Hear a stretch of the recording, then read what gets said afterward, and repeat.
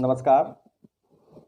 तो मित्रों, आज हम आपके समीप आए हैं वास्तुशास्त्र के अनुसार घर में या घर के समीप किन किन वृक्षों को हम लगा सकते हैं, किन किन वृक्षों को लगाने से हमें पुण्य की प्राप्ति होती है तथा कौन कौन से वृक्ष घर के समीप या घर में नहीं लगाने चाहिए। इनके साथ साथ वाटिका इत्यादि लगाने का क्या पुण्य है, वृक्ष लगाने का हमें क्या पुण्य मिलता है, इसके विषय में भी हम चर्चा करें।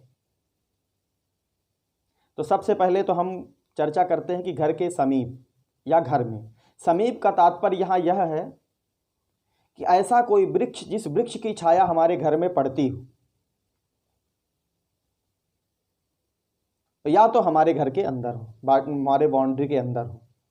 अगर वो घर के बाहर है और उसकी छाया हमारे घर पे नहीं पड़ती तो उसका दोष हमारे या उसका शुभ अशुभ का वर्णन हमारे घर पे कोई नहीं पड़ता, कुछ नहीं पड़ता। तो यहाँ हम जो चर्चा कर रहे हैं वह केवल हमारे घर पे या तो उस वृक्ष की छाया पड़ रही है या तो हमारे घर के अंदर है, बाउंड्री के अंदर। तो कहा गया है, बृहद संहिता में आचार्य वाराहमिहिर कहते हैं, याम्या दिस्व शुभफला जातास्तरवः प्रदक्षिणे नैते उदगादिषु प्रशस्ता प्लवक्षवटो दुम्बरा स्वत्था। कहते हैं गृह के समीप या घर में इन दिशाओं में ये वृक्ष नहीं होने चाहिए। तो कहते हैं दक्षिणादिक्रम से दक्षिण पश्चिम उत्तर पूर्व ये वृक्ष नहीं होने चाहिए। तो बताते हैं कि दक्षिण दिशा में पाकड़ का वृक्ष नहीं होना चाहिए, पश्चिम दिशा में बरगद का वृक्ष नहीं होना चाहिए, इसी प्रकार से उत्तर की दिशा में गूलर का वृक्ष और पूर्व दिशा में पीपल का वृक्ष अशुभ कहा गया है। लेकिन यही वृक्ष शुभ हो जाते हैं अगर इनकी दिशा परिवर्तन हो जाती है। कहते हैं उत्तरादिक्रम से अगर यही वृक्ष हो तो वह अशुभ फल को ना देकर के शुभ फल को देने लगते हैं। उत्तर की दिशा में पाकड़ का वृक्ष, पूर्व की दिशा में बरगद का वृक्ष, दक्षिण की दिशा में गूलर का वृक्ष और पश्चिम की दिशा में पीपल का वृक्ष अगर हो जाए तो ये जो है शुभ फल को देने लगते हैं। इसी के आगे और बताते हैं कि घर के अंदर कौन कौन से वृक्ष नहीं होने चाहिए। कहते हैं आसन्ना कंटकिनो रिपुभेदा क्षीर रो अर्थनाशाय। अर्थ का नाश करते हैं। कैसे वृक्ष? तो कहते हैं अगर कांटेदार वृक्ष, कंटक वृक्ष, कांटेदार वृक्ष अगर घर में या घर के समीप होते हैं तो वो जो है भय को देने वाले होते हैं। और कैसे वृक्ष वर्जित हैं? तो कहते हैं दूध वाले वृक्ष, जिन वृक्षों को काटने से उनके अंदर से दूध निकलता हो, ऐसे वृक्षों को भी घर में या घर के समीप नहीं लगाना चाहिए। इनको लगाने से श्री की हानि होती है, लक्ष्मी की हानि होती है, धन की हानि होती है। और कहते हैं फलदार वृक्ष भी घर में नहीं लगाना चाहिए। फलदार वृक्ष लगाने से संतान के लिए कष्टदायी होती, संतान की हानि होती। लेकिन वास्तुशास्त्र में लगे हुए वृक्ष को काटना भी वर्जित किया गया है। तो अब हमारे यहाँ एक मन में एक असमंजसता उठती है कि अगर वृक्ष लगे हुए हैं और ये शुभ नहीं है तो क्या करें, काट भी नहीं सकते।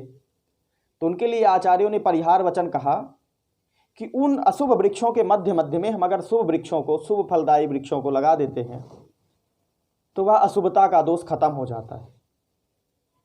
तो वो शुभदायी वृक्ष कौन से हैं?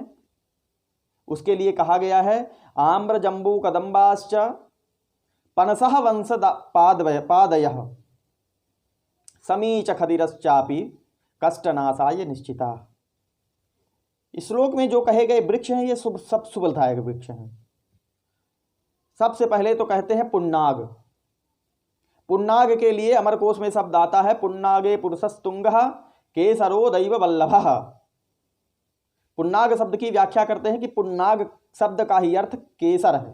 केसर का वृक्ष घर में लगाना शुभ कहा गया है। शुभ वृक्षों में केसर का वृक्ष आता है। और कहते हैं केसर के साथ साथ अशोक का वृक्ष, रीठा का वृक्ष, समी का वृक्ष, कटहल का वृक्ष भी घर में शुभ कहा गया है। साखू का वृक्ष, चंपा पुष्प, अंगूर, अनार, बेल, आम इत्यादि सब वृक्ष जो है घर में शुभ कहे गए। ये वृक्ष उन वृक्षों का, अशुभ वृक्षों के मध्य मध्य में लगा देने से अशुभता की समाप्ति हो जाती है और हमें शुभ फल की प्राप्ति होने लगती है। लेकिन एक विशेष ध्यान देने वाली बात यहां है कि घर के पास या घर में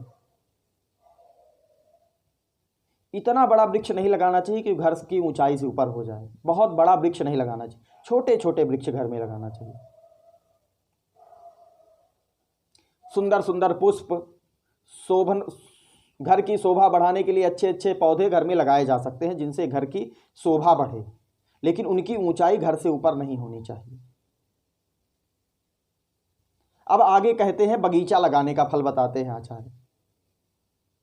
कहते हैं इन वृक्षों का अगर बगीचा लगाते हैं, सामान्य रूप से 7 पेड़ वृक्षों के बगीचे के बारे में आचार्य वाराहमिहिर कहते हैं। कहते आम्राणाम वाटिका चैव तुतीया स्वत्थ वाटिका इत्यादि वचन से कहते हैं 7 प्रकार की जो वाटिका है, पहली वाटिका आम की। अगर आम की वाटिका, आम का बगीचा लगाते हैं तो सबसे ज्यादा पुण्य की प्राप्ति होती है। यहां तो इतना तक कह देते हैं कि जिनको पुत्र की प्राप्ति नहीं होती है, तो पुत्र प्राप्ति का जो दोष, न प्राप्ति का जो दोष है, अगर आम का वृक्ष वाटिका, आम का बगीचा लगा देते हैं और आम के वृक्ष फल जाते हैं तो दोष खत्म हो जाते हैं, स्वर्ग की प्राप्ति होती है।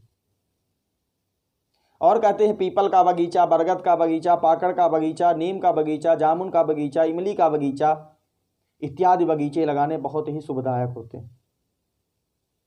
इन्हीं वृक्ष लगाने के क्रम में ही आचार्य कहते हैं यो वाटिकाम राजपथ समीपे स्विष्टाम तथा कूप समन्विताश्च स्वर्गे च वासम लभते मनुष्य।